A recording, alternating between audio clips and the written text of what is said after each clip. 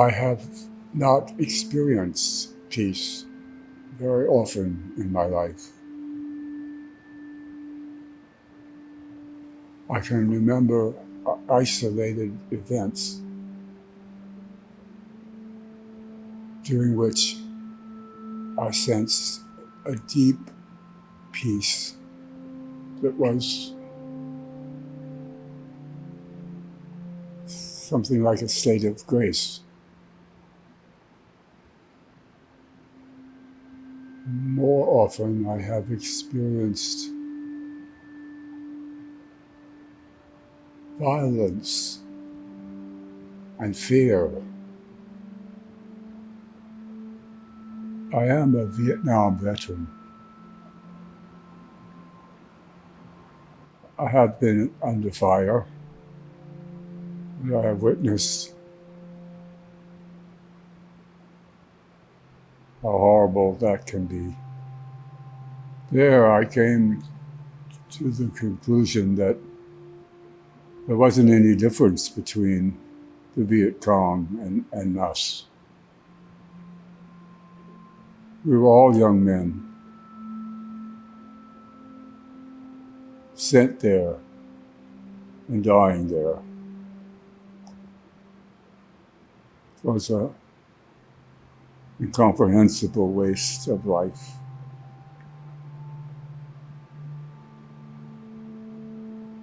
When I returned,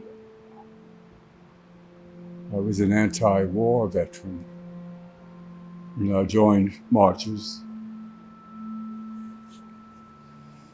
for the end of the war. That's an action for peace, but it is certainly not peace. One solution for me to the suffering I experienced after the war, the isolation, the anger, the fear, the drugs, all of my efforts to quiet my soul, they did not bring me peace. There was an engagement, and I had company. And that was really important because the isolation was unbearable.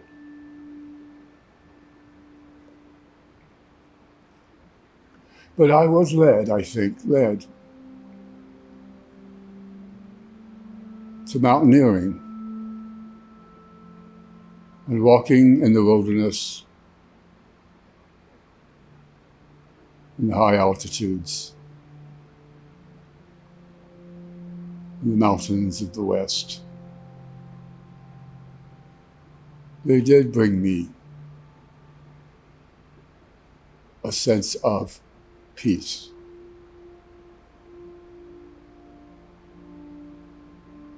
After the war, I renounced my faith. I had grown up Irish Catholic, and I walked away from that. Even determined that I would not be religious in any way again, ever.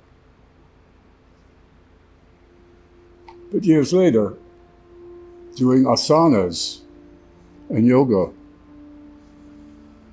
the positions, the asana itself became something like prayer.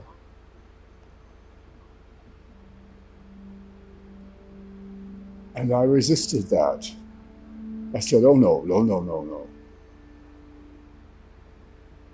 But I couldn't succeed. I could not deny where the Spirit led me. And in the leading, there was these moments of grace, what I would call peace, where my voices are stilled,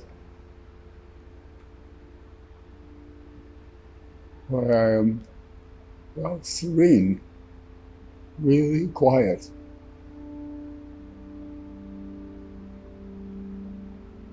So unlike my life, so completely unlike my life. Periodically through my life, I've had mentors, friends as mentors.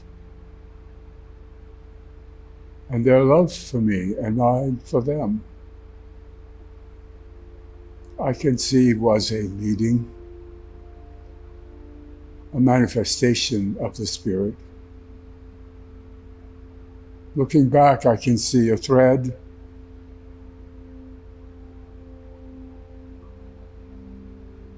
from my youth in the Nam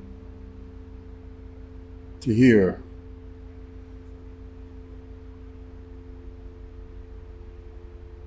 It is marked by moments of peace that transcended my everyday life completely, that lifted me. Profound joy and gratitude and bliss. I am convinced this calling, this leading, led me here.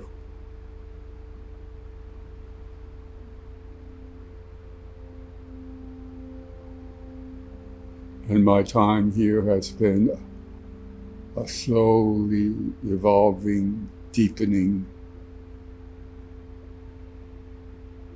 as my spiritual life has developed.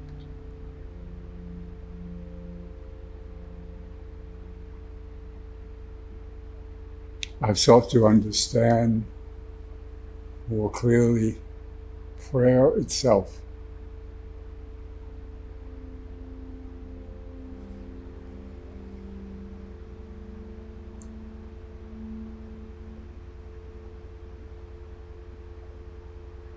At meeting after the inauguration,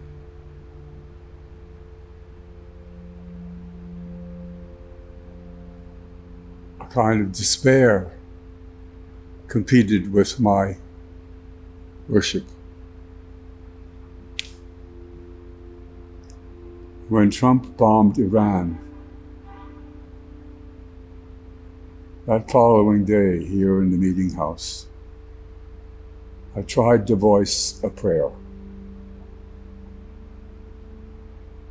And I could not do it. I could not do it.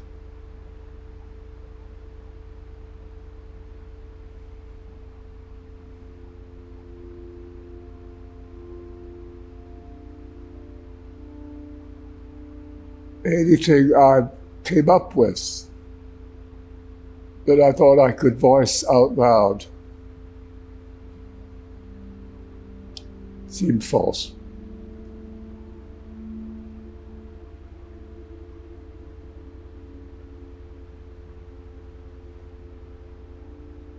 I can resist, certainly I can resist.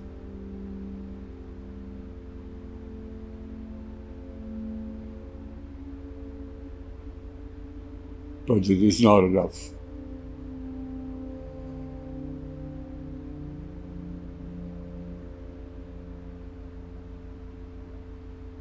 I still need to voice a prayer.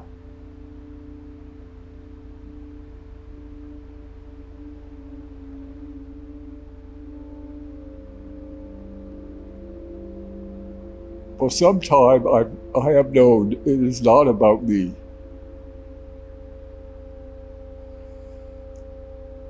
The point of all this is not about me. It's us.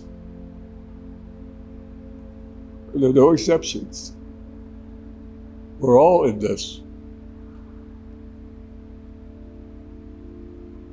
I believe the path for peace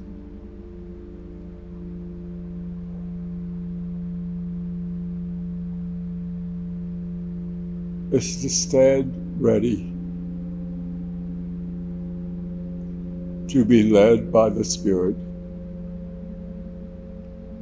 and do the will of the Spirit as it is revealed to me.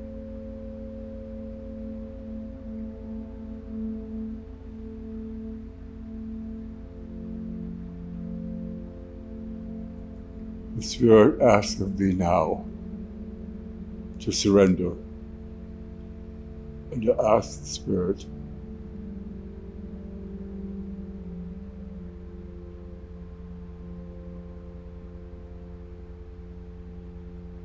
to use me however you deem appropriate or useful or of value.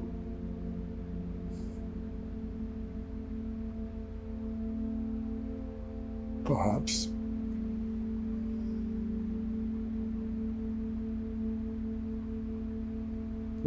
I'll have moments of peace. I cannot will them.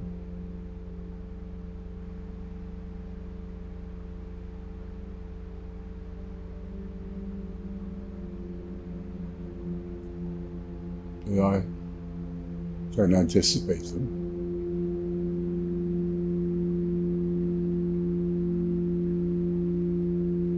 The few times I have felt peaceful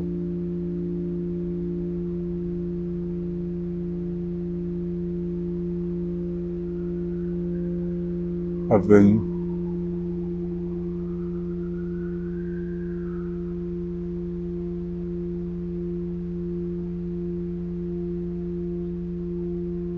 moments of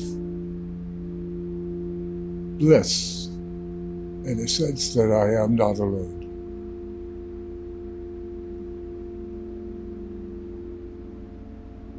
But all of this is a manifestation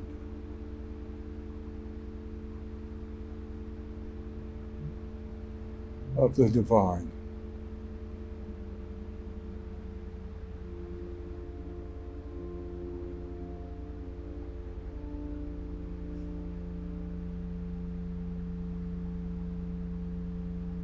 I cannot conjure it up. I haven't that control. I'm not sure I would want it.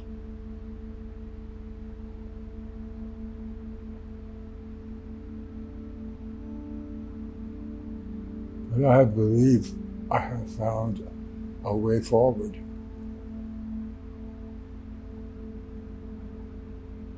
And it is something I have resisted.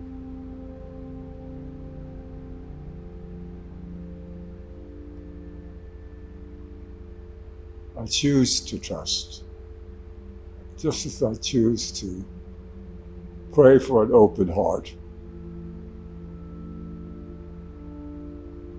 to pray for forgiveness, if it be your will.